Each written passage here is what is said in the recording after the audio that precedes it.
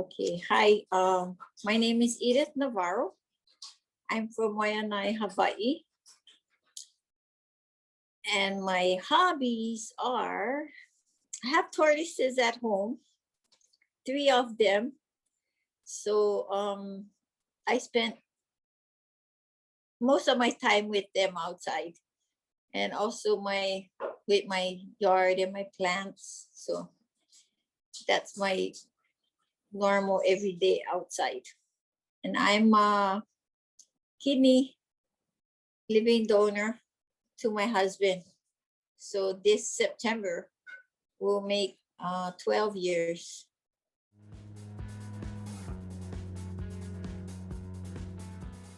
The surgery, I went in before my husband, the day before. He came in after. And the day after our surgery, I was nauseous, but I was okay after that. I did stay in about 4 days, and then I got to go home after my daughter took care of me. So my husband came home the next day. He got out, and then he sent her home because he said he's well enough to take care of me. So he took care of me because I was in a lot of pain after that. So he took care of me, and then maybe 2 weeks after, I was a whole lot better. So we decided to get back to our exercise.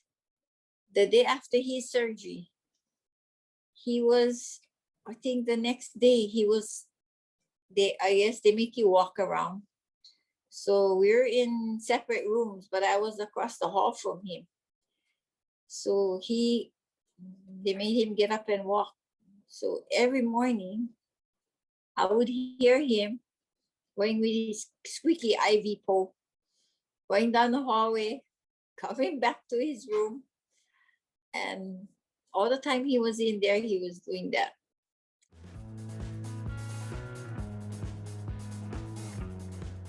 I mean, after my surgery, my body felt tired. So like I've lost energy after donating my kidney to my husband. And it took about maybe 5 to 6 months before I started to get my normal strength back. Just watching the reaction that he had when we did his transplant and after everything turned out. I mean, he does everything. He wants to help me with a whole bunch of things. So life is good. We have no complaints. We're doing what we love anyway. He's so much better because before he was on dialysis, and that was pretty harsh for him because we both used to play a lot of sports before. And after his kidneys failed, it was really hard on him.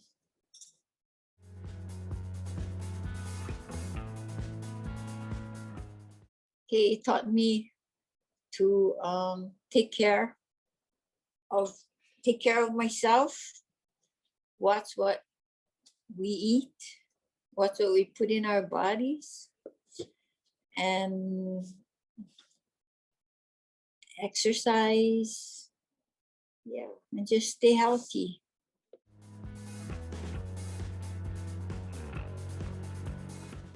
New Jersey would have been our 4th time competing in the Transplant Games.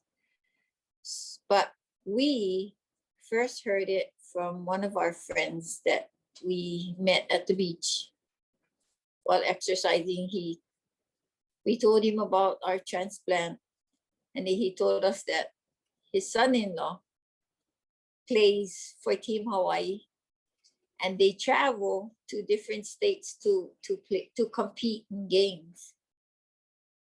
So we decided to call Kidney Foundation and find out how this all come about for us.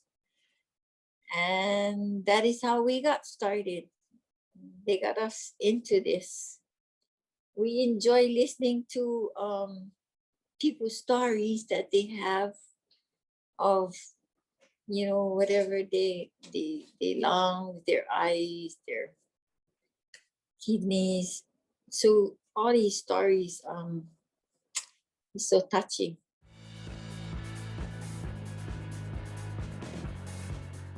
So in New Jersey, we did our 100-meter race walk. And then we competed in bowling. And then we also did the 5K bike ride.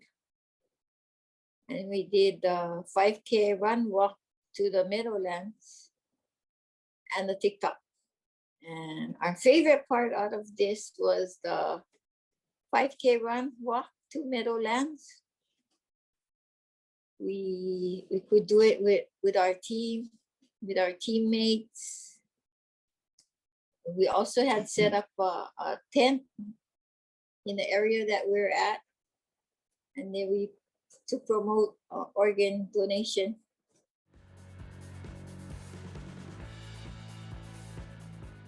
Uh, 3 years after my husband is when my son passed, and so that was the sad part when I lost my son.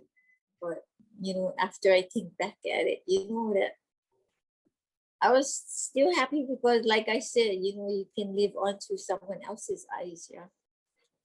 So that kind of helped me to move on with the loss of him, because knowing that he went somewhere he's never been, like his kidneys went to New York to 2 people.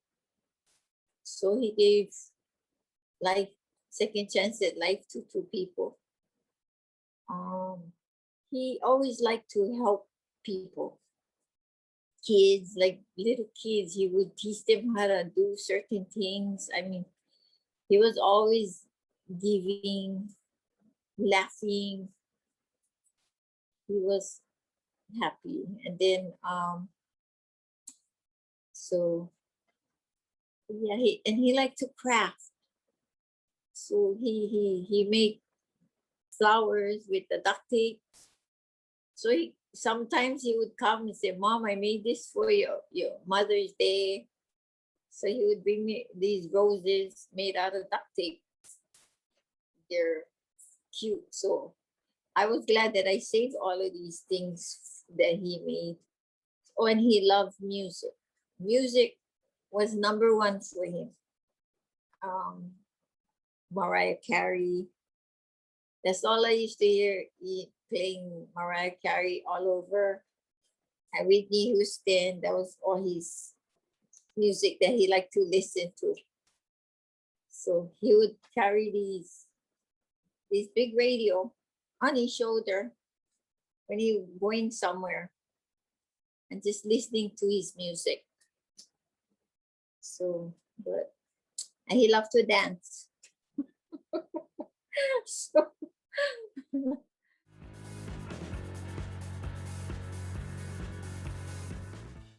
I would ask him, "Don't you want to be a hero?"